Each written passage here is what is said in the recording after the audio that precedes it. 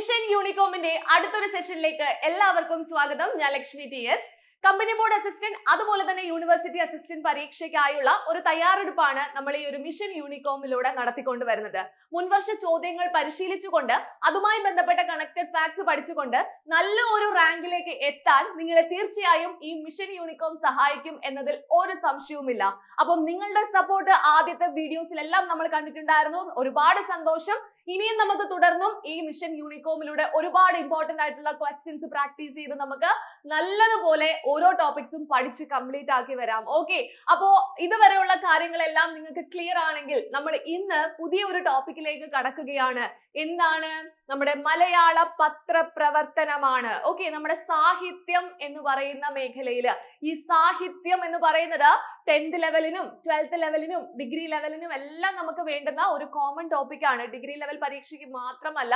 So December ജനുവരിയിലൊക്കെ ആയിട്ട് ഒരുപാട് 10th level 12th level force പരീക്ഷകളൊക്കെ നടക്കുന്നുണ്ട് അല്ലെ. സോ ഈ പരീക്ഷകൾക്ക് തയ്യാറെടുക്കുന്നവർക്ക് തീർച്ചയായിട്ടും ഒരു മാർക്ക് നേടിത്തരാൻ ഈ ഒരു ക്ലാസ് ആദ്യം മുതൽ അവസാനം വരെ കണ്ട് പഠിച്ചു കഴിഞ്ഞാൽ നിങ്ങൾക്ക് സാധിക്കും. ഓക്കെ, ആദ്യം തന്നെ ഈ ഒരു ടോപ്പിക്കിൽ നിന്ന് എങ്ങനെയൊക്കെയാണ് ക്വസ്റ്റ്യൻസ് വരുന്നത് എന്ന് നമുക്കൊന്ന് നോക്കാം. എന്നിട്ട് അതുമായിട്ട് ബന്ധപ്പെട്ട ഇമ്പോർട്ടന്റ് ആയിട്ടുള്ള ക്വസ്റ്റ്യൻസ് കവർ ചെയ്യാം. ഓക്കെ, അപ്പൊ ദാ നോക്കിക്കോളൂ.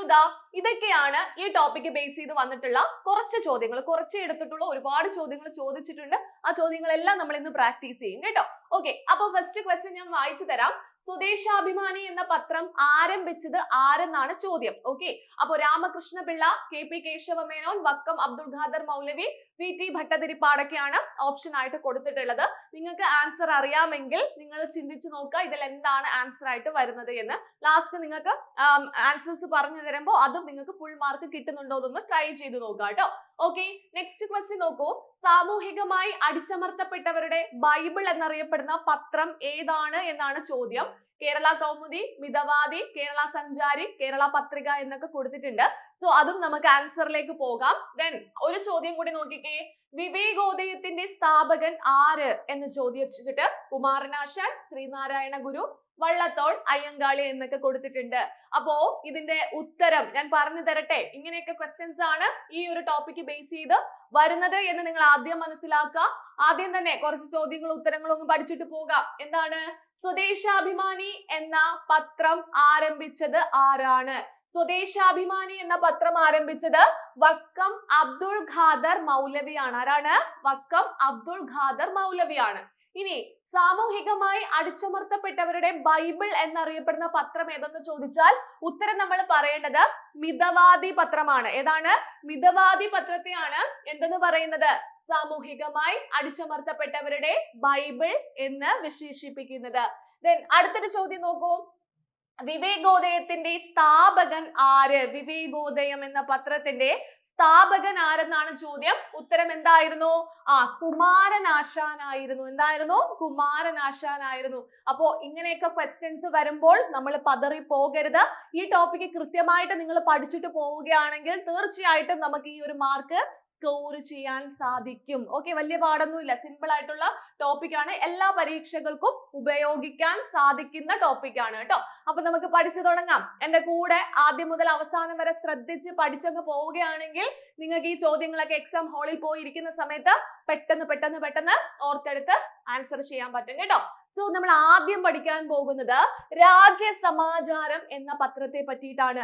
ഈ പത്രത്തെ പറ്റിയിട്ട് എന്ത് ചോദിക്കാം? സ്റ്റേറ്റ്മെന്റ് തരത്തിലുള്ള 2-3 ഓപ്ഷൻസ് ഒക്കെ ഇട്ടിട്ട് ഇതുമായി ബന്ധപ്പെട്ട ശരിയായത് ഏത്, തെറ്റായത് ഏത് എന്ന് ചോദിക്കാൻ സാധ്യതയുണ്ട്. കാരണം അത്രത്തോളം ഇമ്പോർട്ടന്റ് മലയാള പത്രപ്രവർത്തനം എന്ന് പറയുമ്പോൾ അത്രത്തോളം ഇമ്പോർട്ടൻസ് കൊടുക്കേണ്ടുന്ന ഒരു പത്രമാണ് ഏത്?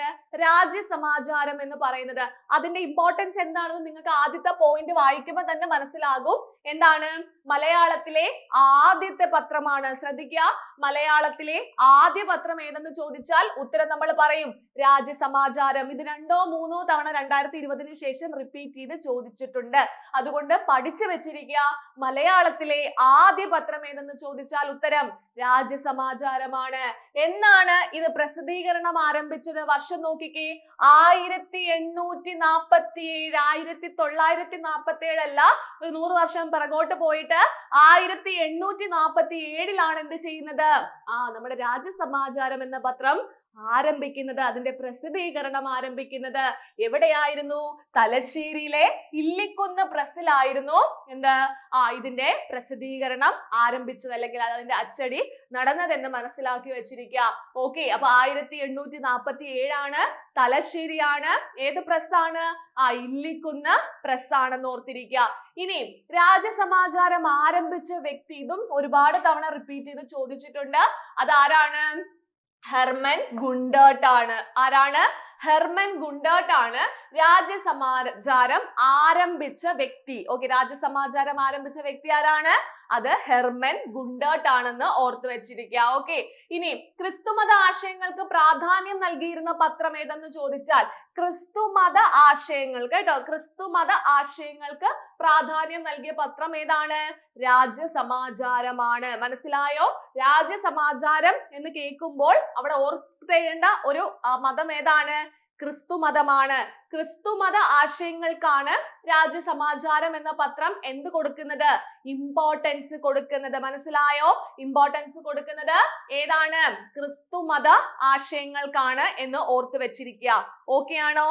ഓക്കെ, അപ്പൊ ഒന്നും കൂടെ നമ്മൾക്ക് ഈ ഇമ്പോർട്ടന്റ് ആയിട്ടുള്ള പോയിന്റ്സ് ഒന്ന് നോക്കിയാലോ. മലയാളത്തിലെ ആദ്യത്തെ പത്രമാണ് രാജ്യസമാചാരം. പ്രസിദ്ധീകരണം ആരംഭിച്ചത് 1847 എവിടെ? തലശ്ശേരിയിലെ ഇല്ലിക്കുന്ന് പ്രസ്സിലാണ് അത് ആരംഭിക്കുന്നത്. രാജ്യസമാചാരം ആരംഭിച്ച വ്യക്തി ആരെന്ന് ചോദിച്ചാൽ ഹെർമൻ ഗുണ്ടർട്ട് ആണ്. ജർമ്മൻ സ്കോളർ ആണ് കേട്ടോ. ജർമ്മൻ സ്കോളർ ആണ് ആര്? നമ്മുടെ ഹെർമൻ ഗുണ്ടർട്ട് എന്ന് പറയുന്നത്. അതുപോലെ ക്രിസ്തുമത ആശയങ്ങൾക്കാണ് എന്ത് നൽകുന്നത്? പ്രാധാന്യം നൽകുന്നത്. ഇനി അതിന്റെ പ്രസിദ്ധീകരണം അവസാനിച്ചത് എന്നാണ്?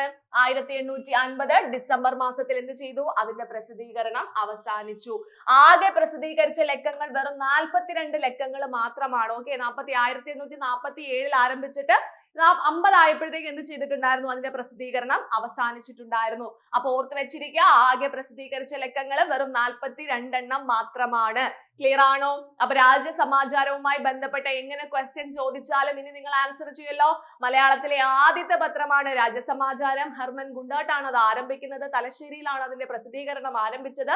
1847 അത് ആരംഭിക്കുന്ന വർഷം എന്ന് ഓർത്ത് വെച്ചിരിക്കുക. ക്രിസ്തുമത ആശയങ്ങൾക്കാണ് അത് കൂടുതൽ പ്രാധാന്യം നൽകിയതെന്ന് ഓർത്ത് വെച്ചിരിക്കുക. 1850 അതിന്റെ പ്രസിദ്ധീകരണം എന്ത് ചെയ്തു? അവസാനിച്ചു. അതിലാകെ എത്ര ലക്കങ്ങൾ പ്രസിദ്ധീകരിച്ചു? വെറും 42 ലക്കങ്ങൾ മാത്രമാണ് പ്രസിദ്ധീകരിച്ചത്. പഠിച്ചു കഴിഞ്ഞല്ലോ? ക്ലിയർ ആണല്ലോ? ഇനി സംശയമൊന്നും ഇല്ലല്ലോ? ഓക്കെ, അങ്ങനെയെങ്കിൽ ദാ നോക്കൂ, മലയാളത്തിലെ രണ്ടാമത്തെ വർത്തമാന പത്രം ഏതാണ്? ആദ്യത്തത് ചോദിച്ചാൽ ഉത്തരം രാജ്യസമാചാരം. രണ്ടാമത്തത് ചോദിച്ചാൽ ഉത്തരം പശ്ചിമോദയമാണ്. എന്താണ്? പശ്ചിമോദയമാണ് മലയാളത്തിലെ രണ്ടാമത്തെ പത്രം. ഇമ്പോർട്ടന്റ് ക്വസ്റ്റ്യൻ ആണ്. ആദ്യത്തെ പത്രം പറഞ്ഞേ, ആദ്യത്തെ പത്രം ഒന്ന് പറഞ്ഞേ. രാജ്യസമാചാരം. രണ്ടാമത്തത് പശ്ചിമോദയം. ഓക്കെ, രാജ്യം പച്ച. ഓക്കെ, രാജ്യസമാചാരം, പശ്ചിമോദയം. ഓക്കെ അല്ലേ? ഇനി പശ്ചിമോദയം ആരംഭിച്ച വ്യക്തി ആരായിരുന്നു? അത് നമ്മുടെ ഗുണ്ടർട്ട് ചേട്ടൻ തന്നെയാണ്. ആരാണ്? ഹെർമൻ ഗുണ്ടർട്ട് ആണ് കേട്ടോ. പശ്ചിമോദയം ആരംഭിച്ച വ്യക്തിമാര് തന്നെയാണ് ഹെർമൻ ഗുണ്ടർട്ട് ആണ്. ഇനി മലയാളത്തിലെ ആദ്യത്തെ ശാസ്ത്രമാസിക എന്ന് ചോദിച്ചാൽ ഉത്തരം നമ്മൾ പറയും അത് പശ്ചിമോദയമാണ്. വളരെ ഇമ്പോർട്ടന്റ് ആയിട്ടുള്ള ക്വസ്റ്റ്യൻസ് ആണ്, ശ്രദ്ധിച്ചിരിക്കുക. നമ്മുടെ മലയാളത്തിലെ രണ്ടാമത്തെ വർത്തമാന പത്രം ചോദിച്ചാൽ അത് ഉത്തരം നമ്മൾ പറഞ്ഞു പശ്ചിമോദയം. ആരാണ് അത് ആരംഭിച്ചത്? അത് ഹെർമൻ ഗുണ്ടർട്ട് ആണ്. ആദ്യത്തെ മലയാളത്തിലെ ആദ്യത്തെ ശാസ്ത്രമാസിക എന്ന് ചോദിച്ചാൽ, ഓക്കെ, സയൻസ് മാഗസിൻ ചോദിച്ചാൽ അത് ഉത്തരം നമ്മൾ പറയേണ്ടത് പശ്ചിമോദയമാണ്.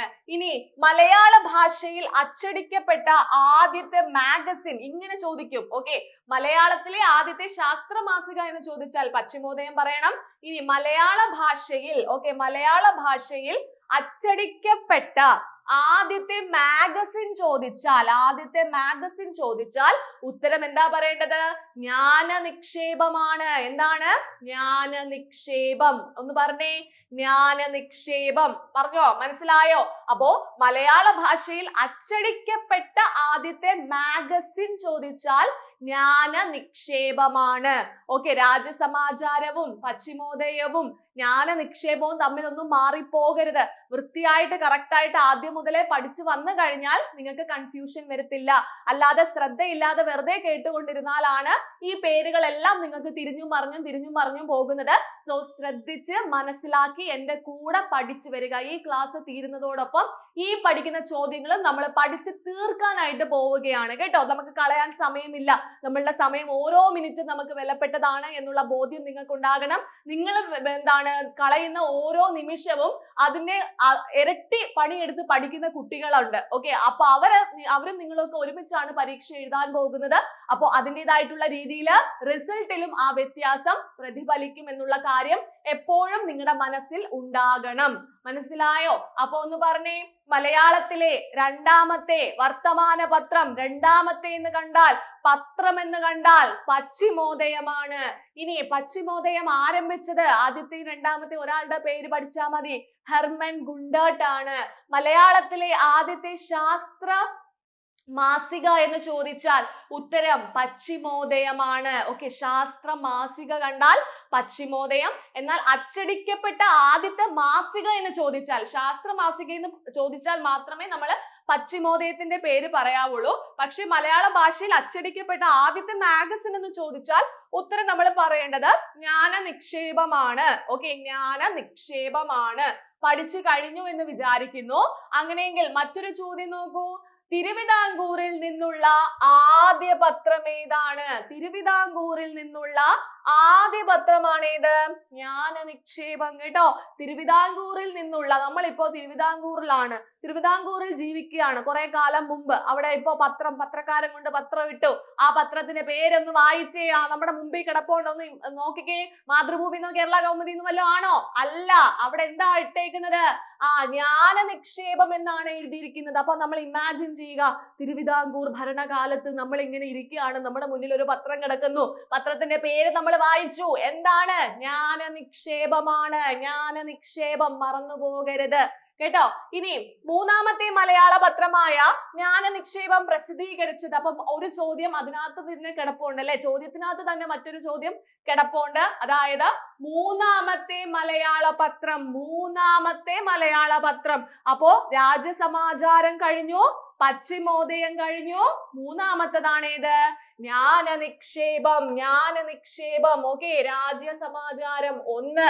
ഓക്കെ, രാജ്യസമാചാരം 1. അതുപോലെ പശ്ചിമോദയം, പശ്ചിമോദയം എന്താണ്? 2. 3. മൂന്നാമത്തത് എന്താണ്? മൂന്നാമത്തെ പത്രം ജ്ഞാന നിക്ഷേപമാണ്. മാറിപ്പോകല്ലേ. രാജപശ്ചിമ ജ്ഞാനം. ഓക്കെ, രാജപശ്ചിമ ജ്ഞാനം എന്ന് ഓർത്തു വെച്ചിരിക്കുക. രാജ്യസമാചാരം, പശ്ചിമോദയം, ജ്ഞാന നിക്ഷേപം. ആദ്യത്തെ പത്രം, രണ്ടാമത്തെ മലയാള പത്രം, മൂന്നാമത്തെ മലയാള പത്രം പഠിച്ചു കഴിഞ്ഞേ.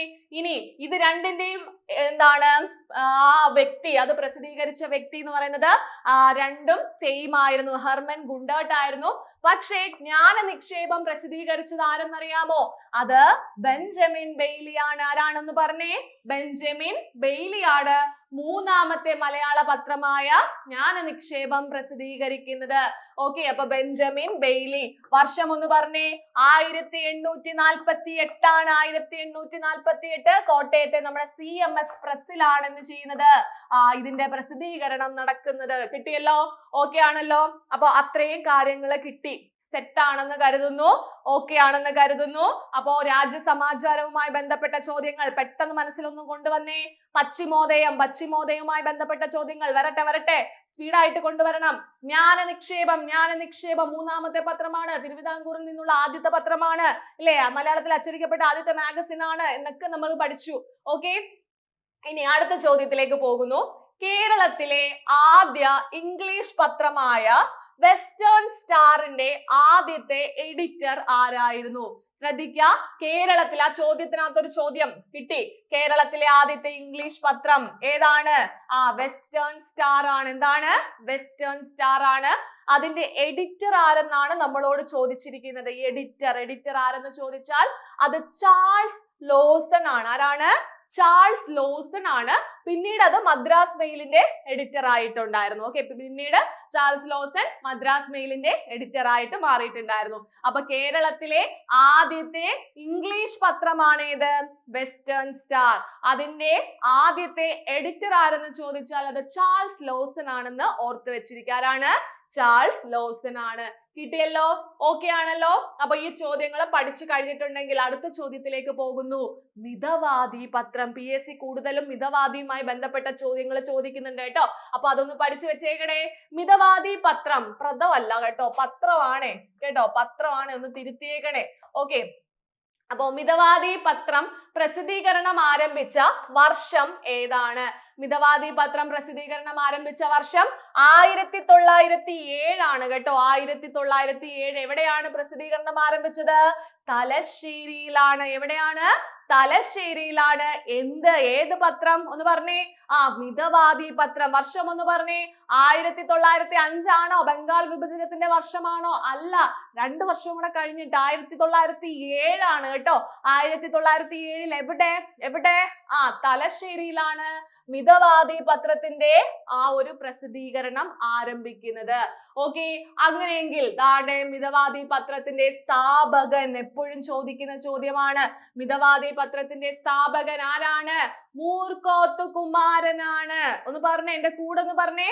മൂർക്കോത്ത് കുമാരൻ. കുമാരൻ ചേട്ടനാണ് മിതവാദി പത്രത്തിന്റെ സ്ഥാപകൻ. ഓക്കെ, വെറും കുമാരൻ ചേട്ടനല്ല, പിന്നെയോ മൂർക്കോത്ത് കുമാരനാണ് കേട്ടോ. മൂർക്കോത്ത് കുമാരനാണ് എന്ത്?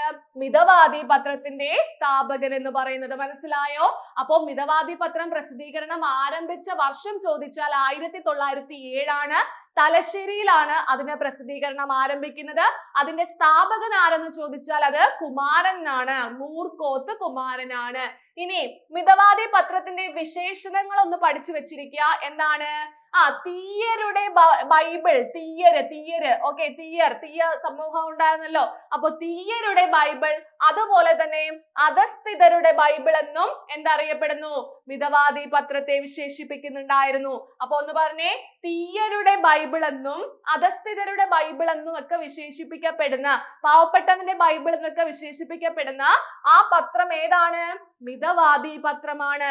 മനസ്സിലായോ? മിതവാദി ഇമ്പോർട്ടന്റ് ആണ്, പഠിച്ചു വെച്ചിരിക്കണം. 1907 ആണ്. തലശ്ശേരിയാണ്. എന്താണ്? മൂർക്കോത്ത് കുമാരനാണ് സ്ഥാപിക്കുന്നത്.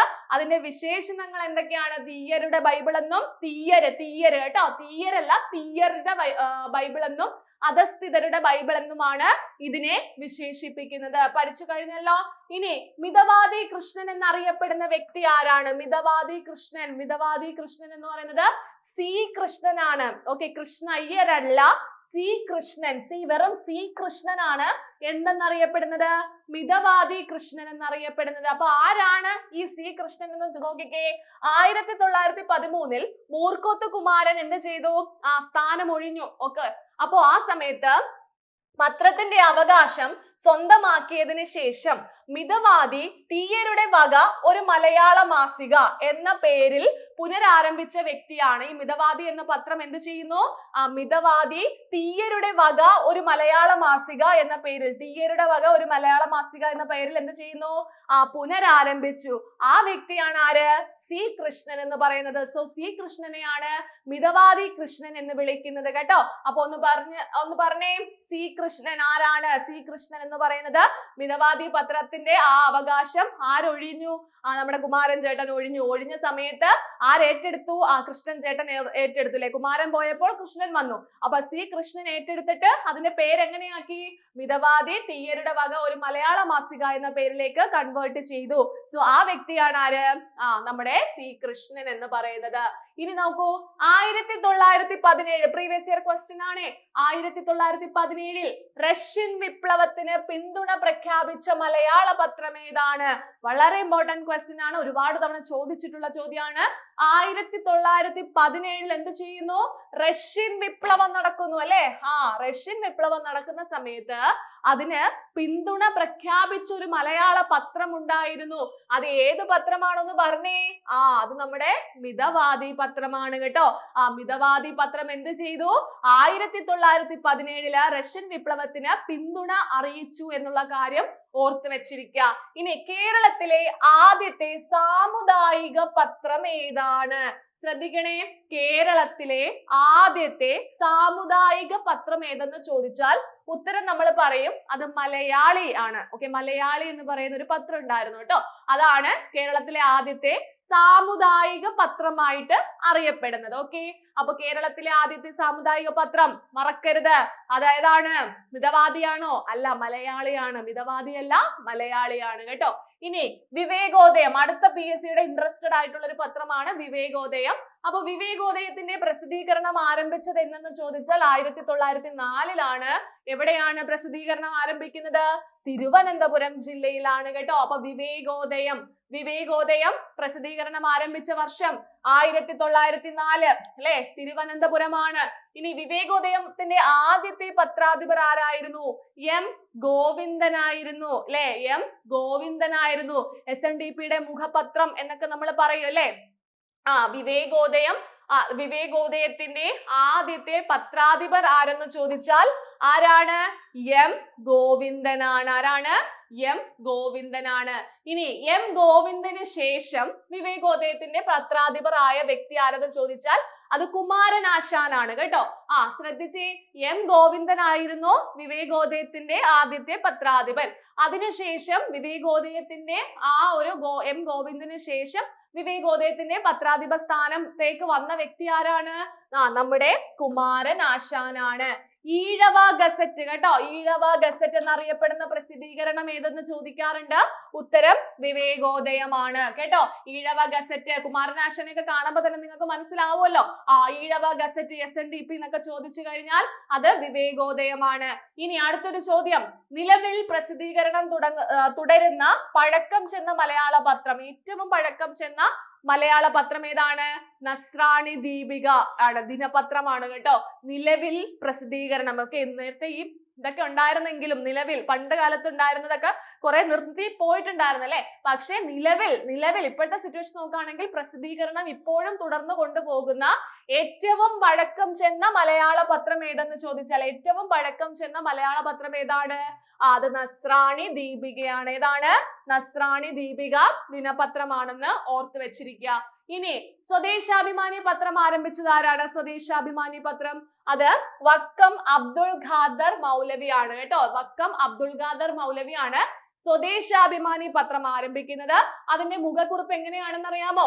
ഭയകൗടില്യ ലോഭങ്ങൾ വളർക്കില്ലൊരു നാടിനെ എന്നതാണ് സ്വദേശാഭിമാനി പത്രത്തിന്റെ മുഖക്കുറിപ്പ് കേട്ടോ. ഒന്ന് വായിച്ചേ. ഭയകൗടില്യ ലോഭങ്ങൾ വളർക്കില്ലൊരു നാടിനെ. ഒന്നുകൂടെ, ഭയകൗടില്യ ലോഭങ്ങൾ വളർക്കില്ലൊരു നാടിനെ എന്നത് ഏത് പത്രത്തിന്റെ മുഖക്കുറിപ്പാണെന്ന് ചോദിച്ചാൽ എന്താ നമ്മൾ ഉത്തരം പറയേണ്ടത്? സ്വദേശാഭിമാനി പത്രത്തിന്റെ മുഖക്കുറിപ്പാണ്. ഏതിന്റെയാണ്? സ്വദേശാഭിമാനി പത്രത്തിന്റെ മുഖക്കുറിപ്പാണെന്ന് ഓർത്ത് വെച്ചിരിക്കുക. ഇനി സ്വദേശാഭിമാനി പത്രം കണ്ടുകെട്ടാൻ തീരുമാനിച്ച തിരുവിതാംകൂർ ദിവാൻ ഉണ്ടായിരുന്നു. ആരാണ്? നമ്മുടെ P രാജഗോപാൽ ആചാര്യാണ് കേട്ടോ. അദ്ദേഹം എന്ത് ചെയ്യുന്നു? സ്വദേശാഭിമാനി പത്രം കണ്ടുകെട്ടാൻ തീരുമാനിച്ചു. ആരാണ്? തിരുവിതാംകൂർ ദിവാനായിട്ടുണ്ടായിരുന്ന P രാജഗോപാൽ ആചാര്യാണ്. അങ്ങനെ കണ്ടുകെട്ടി പിന്നീട് വീണ്ടും പ്രസിദ്ധീകരണമൊക്കെ തുടർന്ന് പോയിക്കൊണ്ടിരിക്കുന്നു അല്ലെ. ഓക്കെ, അപ്പൊ ഇനി വൈക്കം സത്യാഗ്രഹത്തിന് പൂർണ്ണ പിന്തുണ നൽകിയ ഒരു പത്രമുണ്ട്. ഏതാണെന്നറിയാമോ? വൈക്കം സത്യാഗ്രഹത്തിന് പൂർണ്ണ പിന്തുണ നൽകിയ പത്രം ചോദിച്ചാൽ അത് സമദർശിയാണ്. ഏതാണ്? സമദർശി എന്ന് പറയുന്ന പത്രമാണ്. എന്തിന്? വൈക്കം സത്യാഗ്രഹത്തിന്. വൈക്കം സമ. ഓക്കെ, അപ്പൊ വൈക്കം സത്യാഗ്രഹത്തിന് പൂർണ്ണ പിന്തുണ നൽകിയ പത്രം ഏതെന്ന് ചോദിച്ചാൽ ഉത്തരം നമ്മൾ പറയേണ്ടത് ഏതാണ്? അത് സമദർശിയാണ്. ഇനി കുമാരനാശാന്റെ കൃതികൾ ആദ്യമായി അച്ചടിച്ചു വന്ന പ്രസിദ്ധീകരണം ഏതാണ്? ഇമ്പോർട്ടന്റ് ആണ്, ശ്രദ്ധിച്ചിരിക്കുക. കുമാരനാശാന്റെ കൃതികൾ ആദ്യമായി അച്ചടിച്ചു വന്ന പ്രസിദ്ധീകരണം, ആദ്യമായിട്ട് അച്ചടിച്ചു വന്ന പ്രസിദ്ധീകരണം ഏതാണ്? സുജന നന്ദിനിയാണ് കേട്ടോ. സുജന നന്ദിനി എന്ന് പറയുന്ന പ്രസിദ്ധീകരണത്തിലാണ് എന്ത് ചെയ്യുന്നത്? കുമാരനാശാന്റെ കൃതികൾ ആദ്യമായി അച്ചടിച്ചു വരുന്നത്. ബോറടിക്കുന്നുണ്ടോ? ഇതേപോലെ സാഹിത്യത്തിലെ കുറച്ച് ടോപ്പിക്കുകളൊക്കെ ഇങ്ങനെ ചുമ്മാ നമ്മളിങ്ങനെ പഠിച്ചുകൊണ്ടിരിക്കുമ്പോൾ കുറച്ച് ബോറടിയൊക്കെ ഉണ്ടാവും. നിങ്ങൾ എന്ത് ചെയ്യുക? വലിയൊരു ടോപ്പിക് ആണെങ്കിൽ, ഇപ്പൊ വലിയൊരു ടോപ്പിക് നമുക്ക് പഠിക്കാൻ കിട്ടുകയാണെങ്കിൽ അതെന്ത് ചെയ്യണം? ഓരോരോ പാർട്ടുകളായിട്ട് സ്പ്ലിറ്റ് ചെയ്യണം. ഓക്കെ, നമ്മൾ ബോറടി മാറ്റുന്നതിന്റെ ടെക്നിക്കാണ്. എന്ത് ചെയ്യാം? ഓരോരോ പാർട്ടുകളായിട്ട്. ഇപ്പം ഈ പാർട്ട് എന്ന് പറയുമ്പോൾ ഒരു 2 പേജ് ആകാം, ഇത് വേറൊരു 2 പേജ്. ഓക്കെ, അല്ലെങ്കിൽ ഒരു 10 ക്വസ്റ്റ്യൻ ആകാം, അല്ലെങ്കിൽ ഒരു 20 ക്വസ്റ്റ്യൻ ആകാം. അങ്ങനെ നമ്മൾ എന്ത് ചെയ്യണം? പഠിക്കാനിരിക്കുമ്പോൾ മൊത്തത്തിൽ നമ്മൾ കോൺസെൻട്രേഷൻ കൊടുക്കുന്നതിന് പകരം ഈ ഒരു ആദ്യത്തെ പാർട്ടിന് മാത്രം കോൺസെൻട്രേഷൻ കൊടുക്കുക. നമ്മളെ മനസ്സിനെ പറഞ്ഞ് പഠിപ്പിക്കുക. നമുക്ക് ഇത്രയും ഭാഗം മാത്രമേ പഠിക്കാനുള്ളൂ, വളരെ കുറച്ചേ പഠിക്കാനുള്ളൂ, അത് പഠിച്ചു കഴിഞ്ഞാൽ ആ മാർക്ക് നമ്മുടെ കിട്ടുമെന്ന് നമ്മളെ മനസ്സിനെ പഠിപ്പിച്ചതിന് ശേഷം എന്ത് ചെയ്യുക? ഈ പാർട്ട് അങ്ങ് പഠിച്ചങ്ങ് സെറ്റ് ആക്കണം, ക്ലിയർ ആക്കണം. എന്നിട്ട് അത് തീർന്നു എന്നുള്ള ബോധ്യത്തിൽ എത്തുമ്പോൾ എന്ത് ചെയ്യണം? രണ്ടാമത്തെ ഭാഗത്തിലേക്ക് പോകണം. ഓക്കെ, അതായത് നമുക്ക് എത്ര വലിയ ടോപ്പിക് ആണെങ്കിലും അതിന് എങ്ങനെയെങ്കിലും ചെറിയ ചെറിയ ചെറിയ പഞ്ചുകളായിട്ട് ഡിവൈഡ് ചെയ്യുക. ഓക്കെ, ഡിവൈഡ് ചെയ്തിട്ട് ഓരോ പാർട്ട് എടുത്ത് വെച്ചിട്ട് എന്ത് ചെയ്യുക? നമ്മൾ അത് പഠിച്ചു വരിക. അപ്പൊ ഈ രണ്ടാമത്തെ പാർട്ടിലേക്ക് പോകുന്നതിന് മുമ്പായിട്ട് എന്ത് ചെയ്യണം? ഇതൊന്നും കൂടെ റിവിഷൻ ചെയ്യണം. അതേപോലെ മൂന്നാമത്തെ പാർട്ടിലേക്ക് പോകുന്നതിന് മുമ്പായിട്ട് ഇതൊന്നും കൂടെ റിവിഷൻ ചെയ്യണം, ഇതും ഒന്നും കൂടെ റിവിഷൻ ചെയ്യണം. എന്നിട്ടേ 3 തുടങ്ങാവുള്ളൂ. അങ്ങനെ അങ്ങനെ അങ്ങനെ നമ്മൾ ചെയ്തു വരികയാണെങ്കിൽ ഇനി എത്ര ബോറടിക്കുന്ന ടോപ്പിക് ആണെങ്കിലും, എത്ര പഠിക്കാൻ ബുദ്ധിമുട്ടുള്ള ടോപ്പിക് ആണെങ്കിലും നമുക്ക് എന്ത് ചെയ്യാം? പഠിച്ചെടുക്കാൻ സാധിക്കും കേട്ടോ. നമുക്ക് എങ്ങനെയും പഠിച്ചേ പറ്റുള്ളൂ. നമുക്ക് മാർക്ക് അത്യാവശ്യമാണ്. നമുക്ക് ഓരോ മാർക്ക് നമ്മളെ വിലപ്പെട്ടതാണ്. ഒരു മാർക്കിന് താഴെ പോയി കഴിഞ്ഞാൽ നമ്മൾ ഒത്തിരി റാങ്കിന് ഇങ്ങ് താഴെ വീണ് കിടക്കും കേട്ടോ. അതുകൊണ്ട് നമുക്ക് ഇമ്പോർട്ടന്റ് ആയിട്ടുള്ള എല്ലാ കാര്യങ്ങളും നമുക്ക് പഠിച്ചിട്ട് പോകേണ്ടതായിട്ടുണ്ട്. കുറെ ക്വസ്റ്റ്യൻസ് ഇതേപോലെ കാണുമ്പോൾ കൺഫ്യൂഷൻ തോന്നും, സ്വാഭാവികമാണ്. ഈ പഠിച്ചെടുക്കുന്ന പിള്ളേരൊക്കെ പിന്നെ നിങ്ങളെ പോലെ ഉള്ളവർ തന്നെയല്ലേ? അവരും ഇതേപോലെ സ്ട്രഗിൾ ചെയ്താണ് പഠിച്ചിട്ട് അവർ പോയിട്ട് മാർക്ക് സ്കോർ ചെയ്യുന്നത്. അതേപോലെ നിങ്ങൾ ശ്രമിച്ചാലും എന്ത് കിട്ടും? ഇത് പഠിച്ചെടുത്ത് മാർക്ക് സ്കോർ ചെയ്യാനായിട്ട് പറ്റും കേട്ടോ. അപ്പൊ എന്റെ കൂടെ ഒന്ന് പഠിച്ചു വരണേ. കുമാരനാശാന്റെ കൃതികൾ ആദ്യമായിട്ട് അച്ചടിച്ചു വന്ന പ്രസിദ്ധീകരണം ചോദിച്ചാൽ സുജന നന്ദിനി. ഓക്കെ, കുമാരനാശാനെയും നന്ദിനിയും തമ്മിൽ എന്തെങ്കിലും കണക്ഷൻ കൊണ്ടുവരിക. ഓക്കെ, അപ്പൊ നമ്മൾ ജീവിതത്തിൽ മറന്നു പോകത്തില്ല കേട്ടോ. ഇനി കേരള കൗമുദിയുടെ ഹൃദയവും ആത്മാവും എന്നറിയപ്പെട്ടിരുന്ന വ്യക്തി ആരാണ്? കേരള കൗമുദിയുടെ ഹൃദയവും ആത്മാവും എന്നറിയപ്പെട്ടിരുന്ന വ്യക്തി CV കുഞ്ഞിരാമനാണ്. P കുഞ്ഞിരാമൻ നായരല്ല, CV കുഞ്ഞിരാമനാണ് എന്ത്? കേരള കൗമുദിയുടെ ഹൃദയവും ആത്മാവും എന്നറിയപ്പെട്ടിരുന്ന വ്യക്തി. മനസ്സിലായോ? ഒന്നും കൂടെ, കേരള കൗമുദിയുടെ ഹൃദയവും ആത്മാവും എന്നറിയപ്പെട്ടിരുന്ന വ്യക്തി CV കുഞ്ഞിരാമനാണ്. കുമാരനാശാന്റെ കൃതികൾ ആദ്യമായി അച്ചടിച്ചു വന്ന പ്രസിദ്ധീകരണം സുജന നന്ദിനിയാണ്. വൈക്കം സത്യാഗ്രഹത്തിന് പൂർണ്ണ പിന്തുണ നൽകിയ പത്രം അത് സമദർശിയാണ്. സമദർശി. ഓക്കെ, ഇനി സഹോദരൻ അയ്യപ്പൻ സ്ഥാപിച്ച പത്രം ഏതാണ്? അത് സഹോദരൻ എന്ന് പറയുന്ന പത്രമാണ് അല്ലെ. സഹോദരൻ അയ്യപ്പൻ സ്ഥാപിച്ച പത്രം സഹോദരൻ. സഹോദരൻ എന്ന പത്രം പ്രസിദ്ധീകരണം ആരംഭിച്ച വർഷം 1920 ആണ്.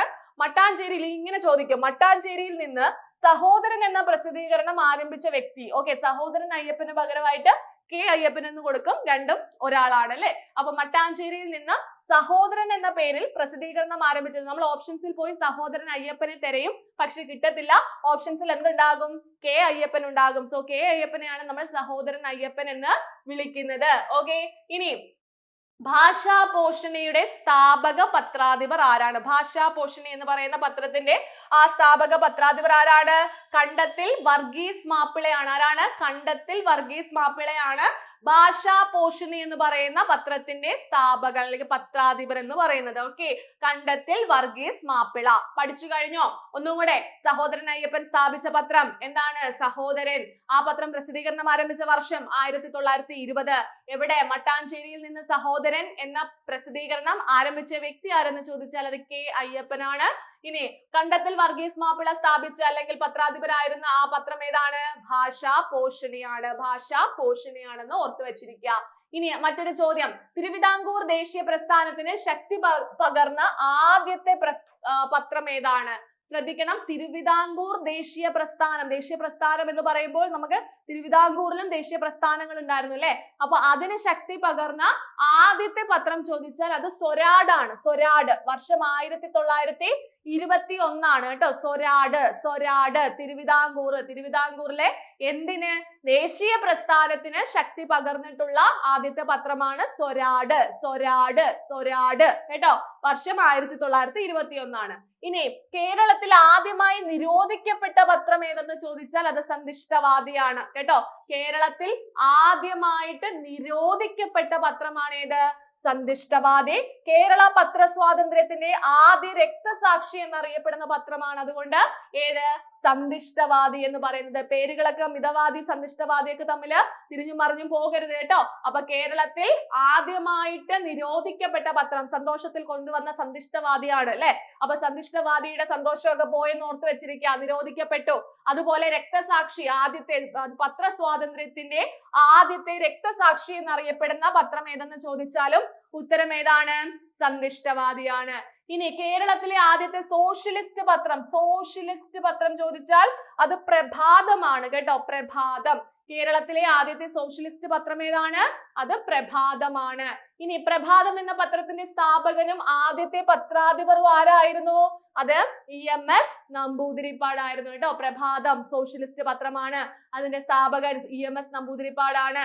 പ്രഭാതം പത്രം എന്ത് ചെയ്യുന്നു? റദ്ദാക്കിയതിനു ശേഷം കമ്മ്യൂണിസ്റ്റ് ആശയങ്ങൾ പ്രചരിപ്പിക്കുന്നതിനായിട്ട് 1942 വീക്കിലി ആയിട്ട് ഒരു പത്രം ആരംഭിക്കുന്നു. ആ പത്രത്തിന്റെ പേരാണ് ഏത്? സ്വദേശാഭിമാനിയാണോ? അല്ല, ദേശാഭിമാനി കേട്ടോ. ദേശാഭിമാനിയാണ് പ്രഭാതം പത്രം നിർത്തലാക്കിയതോടുകൂടി അല്ലെങ്കിൽ റദ്ദാക്കിയതോടുകൂടി എന്ത് ചെയ്യുന്നത്? സ്ഥാപിക്കുന്നത്. ഇനി ദേശാഭിമാനി ദിനപത്രമായി പ്രസിദ്ധീകരിച്ചു തുടങ്ങിയ വർഷം ആദ്യമേ വീക്കിലി ആയിരുന്നു. അത് പിന്നീട് 42 അത് വീക്കിലി ആയിട്ട് വന്നു. 46 അത് എന്താകുന്നു? ദിനപത്രമാകുന്നു. അതിന്റെ സ്ഥാപക എഡിറ്റർ ആരായിരുന്നു? MS ദേവദാസ് ആയിരുന്നു. ഓക്കെ, EMS നമ്പൂതിരിപ്പാടല്ല, MS ദേവദാസ് ആണ് ദേശാഭിമാനി ദിനപത്രമായിട്ട് പ്രസിദ്ധീകരിച്ചു തുടങ്ങിയപ്പോൾ അതിന്റെ സ്ഥാപക എഡിറ്റർ ആയിട്ടുണ്ടായിരുന്നത്. മനസ്സിലായോ? ഒന്നും കൂടെ, പ്രഭാതം എന്ന പത്രത്തിന്റെ സ്ഥാപകൻ, ഓക്കെ, പ്രഭാതം എന്ന് കേൾക്കുമ്പോൾ ആദ്യത്തെ സോഷ്യലിസ്റ്റ് പത്രമാണെന്ന് ഓർത്ത് വെച്ചിരിക്കുക. അതിന്റെ സ്ഥാപകൻ EMS നമ്പൂതിരിപ്പാടാണ്. അത് റദ്ദാക്കുന്നതോടുകൂടി എന്ത് ചെയ്യുന്നു? കമ്മ്യൂണിസ്റ്റ് ആശയങ്ങൾ പ്രചരിപ്പിക്കുന്നതിനായിട്ട് 1942 വീക്കിലി ആയിട്ടാണ് ദേശാഭിമാനി ആരംഭിക്കുന്നത്. ഇത് പിന്നീട് എന്താണ്? ദിനപത്രമായിട്ട് മാറുന്നു. അപ്പൊ അതിന്റെ സ്ഥാപക എഡിറ്റർ എന്ന് പറയുന്നത് ആരാണ്? MS ദേവദാസ് ആണ്. ഓക്കെ ആണോ? ഇനി അടുത്തൊരു ചോദ്യം. ഖുറാൻ ആദ്യമായി മലയാളത്തിൽ പരിഭാഷപ്പെടുത്തിയ പ്രസിദ്ധീകരണം ഏതാണ്? ശ്രദ്ധിക്കുക, ഖുറാൻ ആദ്യമായി മലയാളത്തിൽ പരിഭാഷപ്പെടുത്തിയ പ്രസിദ്ധീകരണമാണ് ദീപിക. സ്ഥാപകൻ ആരാണ്? വക്കം അബ്ദുൽ ഖാദർ മൗലവിയാണ്. ആരാണ്? വക്കം അബ്ദുൽ ഖാദർ മൗലവിയാണ് ഖുറാൻ ആദ്യമായിട്ട് മലയാളത്തിലേക്ക് പരിഭാഷപ്പെടുത്തിയ പ്രസിദ്ധീകരണമായ ദീപികയുടെ സ്ഥാപകൻ. ദീപികയുടെ സ്ഥാപകൻ ആരാണ്? വക്കം അബ്ദുൽ ഖാദർ മൗലവിയാണ്. അടുത്ത ചോദ്യം. കേരളത്തിലെ കോൺഗ്രസ് പ്രവർത്തനം ശക്തിപ്പെടുത്തുന്നതിനായിട്ട് ആരംഭിച്ച പത്രം ഏതാണ്? കേരളത്തിലെ കോൺഗ്രസ് പ്രവർത്തനം ശക്തിപ്പെടുത്തുന്നതിന് വേണ്ടിയിട്ടാണ് മാതൃഭൂമി ആരംഭിക്കുന്നത്. ആദ്യ പത്രാധിപർ ആരായിരുന്നു? KP കേശവ മേനോനായിരുന്നു കേട്ടോ. മാതൃഭൂമിയുടെ ആദ്യത്തെ പത്രാധിപർ ആരെന്ന് ചോദിച്ചാൽ ഉത്തരം എന്താ പറയേണ്ടത്? KP കേശവ മേനോനാണ്. ഇനി നോക്കൂ, മലയാളത്തിലെ ആദ്യത്തെ യുക്തിവാദി പത്രം, മിതവാദി എന്ന് പറയരുത്, യുക്തിവാദി പത്രം ഏതെന്ന് ചോദിച്ചാൽ അത് യുക്തിവാദി എന്ന് പറയുന്ന പത്രം തന്നെയാണ്. സ്ഥാപകൻ സഹോദരൻ അയ്യപ്പനാണ് കേട്ടോ. അപ്പൊ മലയാളത്തിലെ ആദ്യത്തെ യുക്തിവാദി പത്രം ചോദിച്ചാൽ ഉത്തരം എന്താ പറയേണ്ടത്? യുക്തിവാദി തന്നെയാണ്. ഓക്കെ, ഇനി കേസരി പ്രസിദ്ധീകരണം ആരംഭിച്ച വർഷം, കേസരി പത്രം എന്നാണ്? 1930 ഈ ബാലകൃഷ്ണ പിള്ളയായിരുന്നു അതിന്റെ പത്രാധിപർ ആയിട്ടുണ്ടായിരുന്നത്. കേസരി എന്ന് കേട്ടാൽ ഈ ബാലകൃഷ്ണ പിള്ളയെ ഓർത്ത് വെച്ചിരിക്കുക. ഓക്കെ, അപ്പോ 1930 ആണെന്ന് ഓർത്തിരിക്കുക. ഇനി നിവർത്തന പ്രക്ഷോഭത്തിന്റെ ജിഹ്വ എന്നറിയപ്പെടുന്ന പത്രമാണ് ഏത്? കേസരി. എന്താണ്? നിവർത്തന പ്രക്ഷോഭം ഉണ്ടായിരുന്നല്ലോ. ആ നിവർത്തന പ്രക്ഷോഭത്തിന്റെ ജിഹ്വ എന്നറിയപ്പെടുന്ന പത്രം ചോദിച്ചാൽ ഉത്തരം എന്താ പറയേണ്ടത്? കേസരിയാണ്. ഇനി പ്രബോധകൻ എന്ന പ്രസിദ്ധീകരണം ആരംഭിച്ച സാമൂഹിക പരിഷ്കർത്താവ് കേസരി ബാലകൃഷ്ണ പിള്ളയാണ് കേട്ടോ. അപ്പോ പ്രബോധകൻ എന്ന പ്രസിദ്ധീകരണം ആരംഭിച്ച സാമൂഹിക പരിഷ്കർത്താവിന്റെ പേരെന്ന് പറഞ്ഞേ? കേസരി ബാലകൃഷ്ണ പിള്ളയാണ്. ഓക്കെ ആണോ? അപ്പൊ ഈ ചോദ്യങ്ങളെല്ലാം നിങ്ങൾ പഠിച്ചു കഴിഞ്ഞിട്ടുണ്ടാകും എന്ന് കരുതുന്നു. കുറച്ചും കൂടെ ക്ലാരിറ്റി വരാൻ നിങ്ങൾക്ക് ഉണ്ടാകും. കാരണം ആദ്യമായിട്ട് പഠിക്കുന്നവർക്കൊക്കെ ഇത് സമയം എടുത്തിരുന്ന് മനസ്സിലാക്കി പഠിച്ചേ പറ്റുള്ളൂ. അപ്പൊ എല്ലാവരും ഇത് നോട്ട് ചെയ്ത് വെക്കുക. ഇമ്പോർട്ടന്റ് ആയിട്ടുള്ള ക്വസ്റ്റ്യൻസ് ആണ്. അത് നല്ല പോലെ എന്ത് ചെയ്യുക? റിവിഷൻ ചെയ്യുക. ഓക്കെ, അടുത്ത ക്ലാസ്സിൽ വരുന്നതിന് മുമ്പായിട്ട്, അടുത്ത മിഷൻ യൂണികോമിന്റെ 4ാമത്തെ ഭാഗം കാണുന്നതിന് മുമ്പായിട്ട് ഈ 3 മൂന്നാമത്തെ ഭാഗത്ത് പഠിച്ച ഇത്രയും ചോദ്യങ്ങൾ റിവിഷൻ ചെയ്തതിന് ശേഷം മാത്രമേ നാലാമത്തെ പാർട്ട് നിങ്ങൾ ഓപ്പൺ ചെയ്യാവുള്ളൂ. കേട്ടല്ലോ? ഓക്കെ ആണോ? അപ്പോ എല്ലാവരും എന്താ ചെയ്യാ, നല്ലതുപോലെ പഠിക്കുക. നിങ്ങളുടെ കമന്റ്സ് എല്ലാം കാണുന്നുണ്ട്. തുടർന്ന് നിങ്ങൾ എന്ത് ചെയ്യാ, സപ്പോർട്ട് ചെയ്യുക. ഈ സപ്പോർട്ടാണ് നമുക്ക് അങ്ങോട്ടേക്കുള്ള ഒരു ഊർജ്ജം എന്ന് പറയുന്നത്. ഒരുപാട് സന്തോഷമുണ്ട്. ഒരുപാട് പേര് ഇത് റിക്വസ്റ്റ് ചെയ്യുന്നുണ്ട്. വീണ്ടും വീണ്ടും വീണ്ടും പെട്ടെന്ന് തോനെ വേണം എന്നൊക്കെ പറഞ്ഞിട്ട് റിക്വസ്റ്റ് ചെയ്യുന്നുണ്ട്. അപ്പൊ അതൊക്കെ നമുക്ക് അങ്ങോട്ടേക്ക് നമുക്ക് പരിഗണിക്കാം. അപ്പൊ എല്ലാവരും നല്ലതുപോലെ പഠിക്കുക. ക്ലാസ്സിനെ പറ്റിയിട്ടുള്ള നിങ്ങളുടെ അഭിപ്രായം കമന്റ് ചെയ്യാനും മറക്കണ്ട. Okay, thank you.